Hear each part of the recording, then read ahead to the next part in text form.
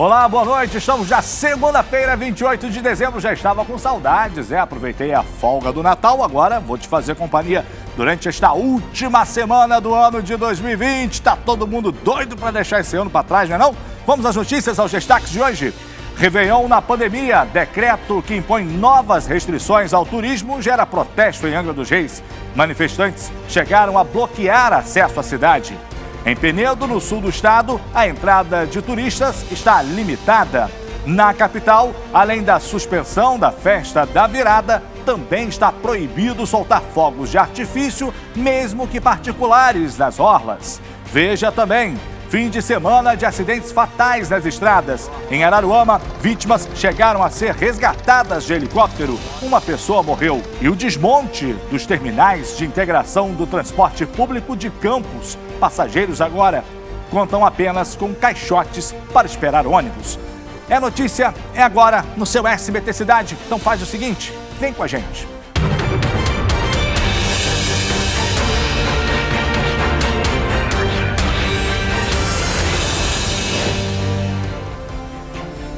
A gente começa com esse assunto aqui. Manifestantes bloquearam uma das entradas à cidade de Angra dos Reis, na região da Costa Verde do Rio. O protesto é contra as restrições no setor do turismo. Veja só. Funcionários do setor de turismo protestaram sobre o novo decreto emitido pela Prefeitura de Angra, que apresenta novas restrições para o setor. O setor foi muito atingido, ficou 120 dias parado, sem ter nenhum recurso. Foi o setor que mais sentiu. Então agora a gente está precisando do apoio, que o governo escute o setor. O trevo de acesso para a cidade, na rodovia Rio-Santos, foi fechado hoje de manhã. O decreto suspende temporariamente as atividades turísticas na modalidade day use, quando o cliente paga por uma hospedagem apenas diurna, que começa pela manhã e acaba no fim da tarde. Segundo os manifestantes, as medidas afetam o faturamento do setor e podem causar desemprego. A gente não está pedindo para liberar aglomeração, para liberar bagunça, não. A gente não está pedindo isso. A gente só está pedindo para liberar o nosso ônibus de trabalhar, o nosso barco de trabalhar, só isso. Ele deveria ter feito isso antes e não agora na entrada do verão, que a gente está recuperando o nosso caixa que está vermelho. A entrada em Angra continua permitida para os turistas que possuem reservas em pousadas, hotéis e hostels, ou com contratos de locação de imóveis na cidade. Mas eles só podem ficar durante o prazo da estadia. O decreto também proíbe o estacionamento de veículos nas estradas municipais, próximos às praias ou em corredores turísticos.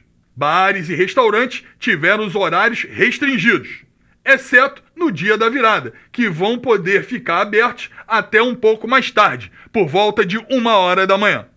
As pessoas estão revoltadas porque é assim, né? Liberaram para eleição, é o que a gente viu aí, liberaram geral para eleição e agora querem um novo lockdown. E, gente, as pessoas precisam de fato trabalhar, o que a gente precisa de medidas restritivas com as atividades funcionando. Não dá mais para fazer esse lockdown geral, as pessoas precisam sobreviver, precisam se sustentar. E aí por quê? Que liberou na eleição e agora tem que fechar tudo de novo? A gente sabe que o número de casos está subindo, está aumentando, a gente tem que controlar essa pandemia, não há cura, não há vacina, mas espera aí, né? De uma hora para outra fechar tudo outra vez? E aí quem sai perdendo? É o pequeno comerciante, é o cara que trabalha lá com turismo. Está errado, né? Tem que ser feita aí alguma situação, haver algum entendimento entre as categorias e o poder público para que as pessoas possam trabalhar, né? Possam trabalhar. Porque na hora de ter um ônibus socado e lotado, isso aí ninguém vê, né? Isso aí ninguém vê. Vamos continuar falando das restrições? A Prefeitura do Rio de Janeiro decidiu proibir a queima de fogos de artifício. Aí sim, proibir festa, eu sou totalmente a favor. Principalmente as queimas particulares, né, que podem acontecer nas praias durante o Réveillon. Já no interior do estado, uma das principais atrações nessa época do ano, que é a iluminação natalina especial, que acontece lá em Penedo, foi reduzida, né? A entrada de turistas também na região está sendo limitada. Põe no ar. Essa é a única colônia finlandesa do Brasil. Penedo, distrito de Itatiaia, parece ainda mais mágico nessa época. As ruas ganham iluminação especial e a vila permanente do Papai Noel se enche de visitantes. Com a pandemia, a Prefeitura decidiu limitar o horário de bares e restaurantes a partir deste sábado. Todos têm que fechar à meia-noite, mesma hora em que esse colorido de luzes deve ser apagado. Outra medida para evitar aglomeração é permitir a entrada apenas de moradores da região e de turistas que comprovem a reserva em hotéis e pousadas de Penedo. Já na capital fluminense, a Prefeitura decidiu restringir ainda mais as comemorações particulares de Ano Novo nas praias. Não será permitida nenhuma queima de fogos, nem mesmo nos hotéis, para saudar a chegada de 2021. E o uso de equipamentos de som também estará proibido em toda a orla carioca na noite de 31 de dezembro. Sou a favor, sim, porque está todo mundo abusando muito, sem máscara, sabe, fazendo coisas erradas à beça. Eu não concordo porque eu não vejo isso vai trazer algum benefício à população. A Prefeitura já tinha cancelado o Réveillon oficial da cidade, que atraiu 3 milhões de pessoas à praia de Copacabana no ano passado. Depois, proibiu os quiosques de promover festas com shows e venda de ingressos. Estacionar ao longo da orla na virada do ano também será vetado. Há 15 dias, a mesma medida passou a vigorar nos finais de semana. Mesmo assim, neste sábado, os reboques da Prefeitura tiveram trabalho, sinal de praias cheias. Onde também tinha muita gente e sem máscara foi neste show do rapper Orochi, na comunidade da Vila Vintém, zona oeste do Rio. A assessoria do artista lamentou o desrespeito às normas sanitárias e pediu a atenção das autoridades públicas a eventos como esse, em que muitas pessoas foram flagradas ostentando fuzis. É isso aí. Acho que festa não é o momento, né? Imagina só um Réveillon, aquela aglomeração toda. Impossível. Agora já suspender tudo novamente, todas as atividades, principalmente as turísticas aí nas cidades que vivem do turismo, não tem como, né? Não tem como. Vamos para o intervalo com imagens de qual cidade, hein? É Nova Friburgo, região serrana? Alô, friburguenses! Daqui a pouquinho, seguimos com outras notícias.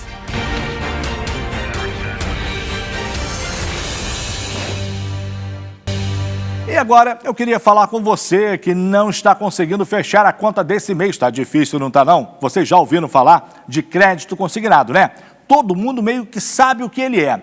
O que talvez você não saiba ainda é que ele é muito simples de contratar, gente. Usando o app Bradesco, você consegue fazer uma simulação, sabe direitinho quanto vai pagar por mês e tem aí a segurança no que está contratando. E o melhor, tudo isso em apenas 3 cliques. Então, olha, aponte a sua câmera aqui do seu celular para o QR Code aí da tela e vem ver como faz. Primeira coisa, gente, é só você clicar em empréstimos consignado, lá no menu. Depois você seleciona o produto e em seguida faz a simulação com o valor que deseja e a quantidade de parcelas. Aí é só clicar em continuar e pronto. E não acaba aqui, hein? Com crédito consignado Bradesco você contrata e concorre a R$1 milhão em prêmios na promoção Super Consignado. Então você já sabe, né? Peça o crédito consignado Bradesco do aplicativo para sua conta em apenas 3 cliques. Foi cremado no sábado o corpo da juíza Viviane Vieira do Amaral Arronense. Ela foi aí assassinada a facadas na frente das filhas pelo ex-marido, isso na véspera de Natal. Quem conta pra gente é o Daniel Pelafirme, põe no ar. Cerca de 100 pessoas, entre amigos e familiares, compareceram ao funeral no cemitério e crematório da Penitência, na zona norte do Rio. O crime causou indignação nos colegas da magistrada. O que nos surpreendeu foi a brutalidade do assassinato dela. Isso é que realmente nos gerou um inconformismo. A pedido de familiares, a imprensa acompanhou o velório apenas à distância. As filhas da vítima, que viram a própria mãe ser assassinada, não compareceram ao funeral. As 3 meninas, sendo 2 gêmeas de 9 anos e uma outra de apenas 12 anos de idade, estão agora na casa e sob guarda da avó materna. É ela e também a irmã da juíza Viviane que agora vão cuidar dessas crianças.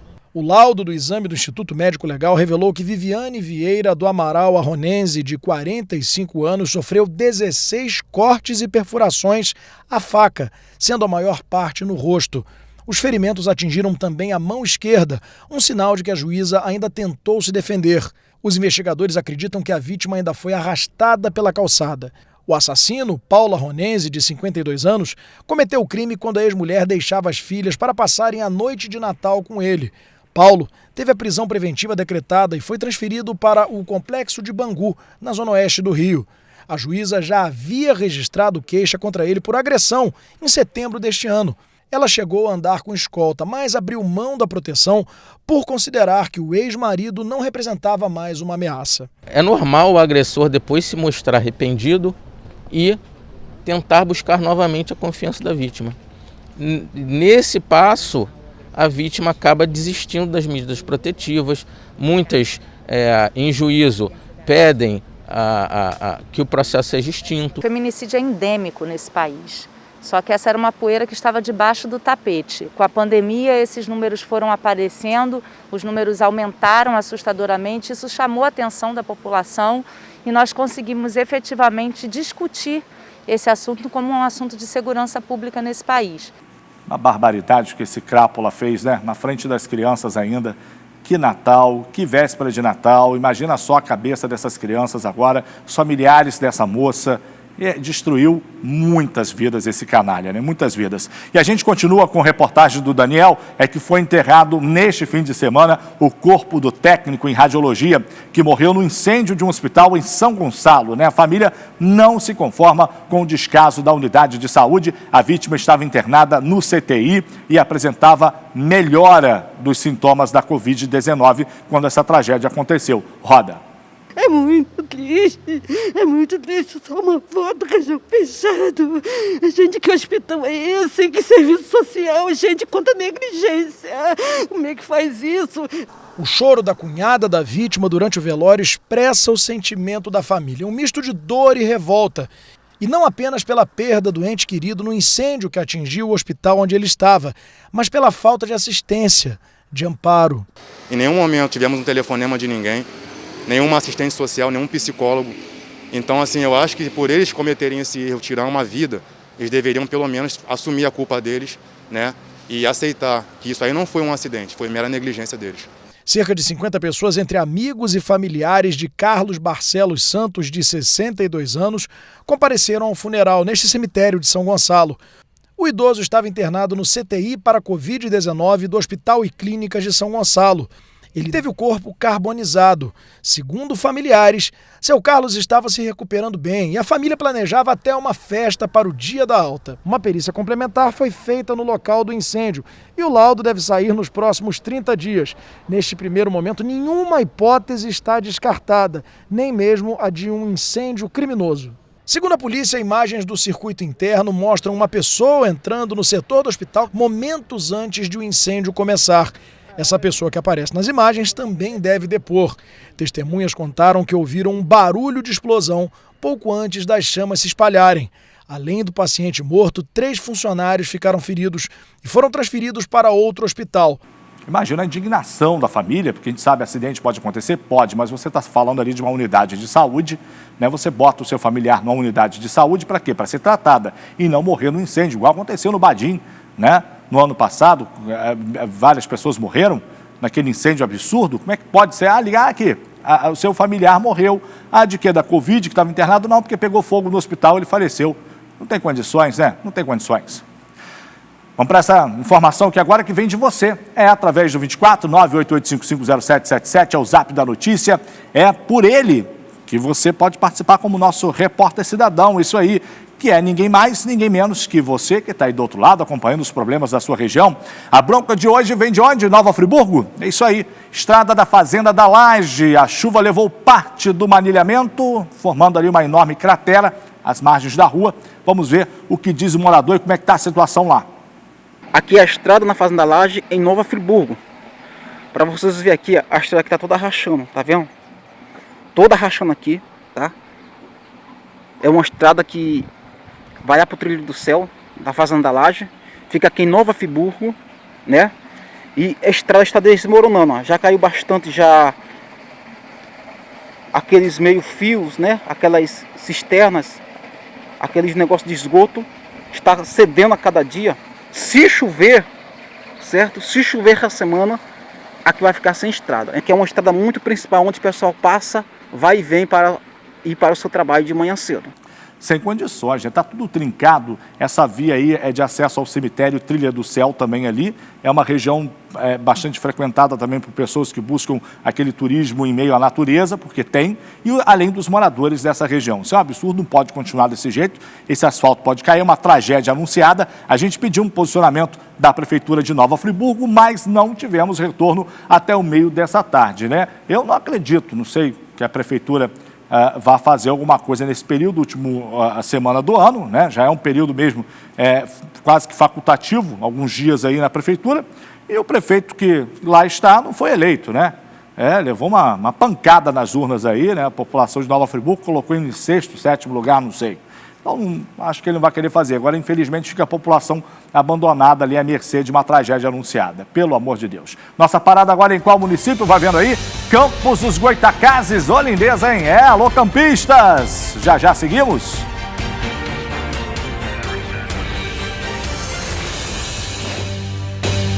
Vamos lá, é o SBT Cidade. É jornalismo para o estado inteiro. É isso aí, de ponta a ponta, meu amigo. Tá todo mundo ligado com a gente, de norte a sul do Rio. E olha só essa notícia, gente. Há menos de uma semana para o fim do mandato, o prefeito de Magé, na Baixada Fluminense, disse que o Instituto Estadual do Meio Ambiente, o INEA, interditou o aterro sanitário lá do município. Por conta disso, ele decidiu, então, gravar um vídeo protestando contra o Instituto. Um protesto para lá de equivocado? Vamos ver? Põe no ar. O vídeo foi gravado no último sábado. O prefeito afirma na gravação que a cidade passou o Natal sem coleta. Rafael Tubarão, em protesto, despejou toneladas de lixo da caçamba de um caminhão na porta do INEA. Eu vou trazer um pouco do nosso lixo da cidade e tá aqui. Aqui, ó, nosso ato de protesto. Pode pegar sua vergonha. Veja vocês, autoridades, judiciários. O Instituto registrou um boletim de ocorrência sobre o despejo de lixo na sede da unidade no centro do Rio de Janeiro. De acordo com o órgão, foi constatado crime ambiental no aterro sanitário, além de outras imprudências. E tem mais. O prefeito interino do Rio de Janeiro, Jorge Felipe, orientou que sejam aplicadas multas contra o prefeito de Magé. Inclusive, Jorge Felipe já conversou com o presidente da Conlurb e orientou que sejam aplicadas as multas previstas na legislação para casos como esse. O prefeito interino defendeu ainda que sejam cobradas as despesas que a Prefeitura do Rio teve para a retirada dos entulhos descartados por Tubarão na rua. O aterro sanitário de Magé já foi reaberto. A coleta está sendo normalizada aos poucos. Mas por conta do acúmulo nos dias de interdição, ainda há bairros com lixo espalhado pelas ruas. Os moradores de Magé estão reclamando da falta de coleta de lixo, agora o prefeito jogou essa.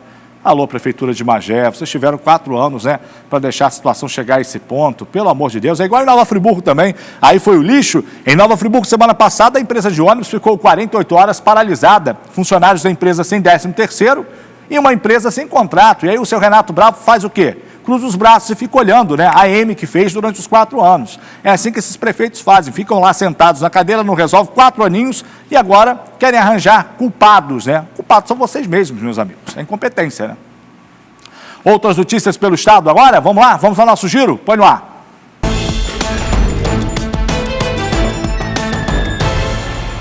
Um grave acidente entre um carro e 3 motos provocou uma morte e deixou 4 pessoas feridas na estrada de São Vicente, em Araruama.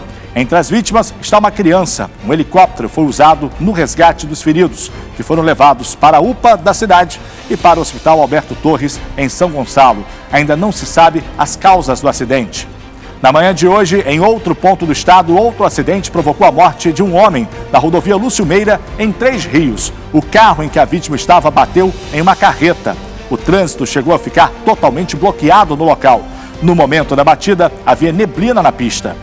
Ainda falando da violência no trânsito, o ex-comandante do 26º Batalhão da Polícia Militar de Petrópolis morreu neste domingo em um acidente de carro na BR-267, em Minas Gerais.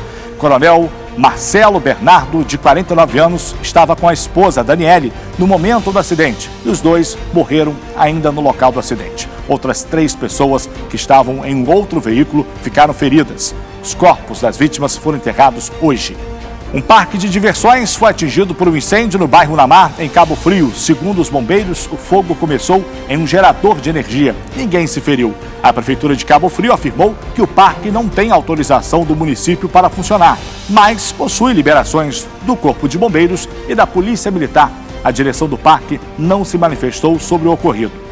O temporal do fim de semana provocou transtornos na cidade de Três Rios. Em vários pontos do município houve alagamentos. A cheia do rio deixou moradores da região de Fazenda Velha ilhados. Na beira-rio, no centro da cidade, a água tomou conta das pistas e o trânsito ficou bloqueado. O mesmo aconteceu na estrada União Indústria. Na altura do bairro Monte Castelo, quem tentou enfrentar a enchente ficou com o carro preso na água. Não houve registros de desabrigados ou desalojados. Sem salários, servidores públicos da educação e da saúde fizeram um protesto hoje em frente à sede da Prefeitura de Arraial do Cabo. Segundo a categoria, o salário de outubro ainda não foi pago, assim como o 13º também não. Até o meio dessa tarde, a Prefeitura de Arraial do Cabo não havia se pronunciado sobre o assunto. Usuários do transporte público de Campos dos Goytacazes foram surpreendidos com o desmonte dos terminais de integração da cidade. Segundo a Prefeitura, a empresa responsável pelas estruturas informou que os locais estavam sendo alvo de vandalismo e que, por isso, houve o desmonte.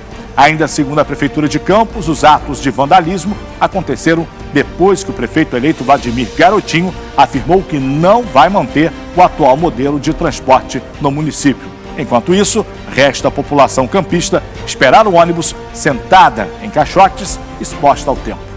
Tá certo, então, giro de notícias, giro de abraços para não perder o costume nessa última semana do ano. Dona Leci, que mora no Rui Sanlar, em Nova Friburgo. Alô, Leci! Aonde também estão ligados a Cléo Melo e o Diego. Em Conselheiro Paulino tem lá também a Nilma, o Robério, o Johnny, a Karina e os filhos ligados com a gente, o João Pedro e a Ana Clara. E tem o Robson Lucas, de Petrópolis, que está fazendo aniversário hoje. Alô, Robson, parabéns! Vem aí o SBT Brasil. Voltamos amanhã. Fiquem com Deus. Até lá!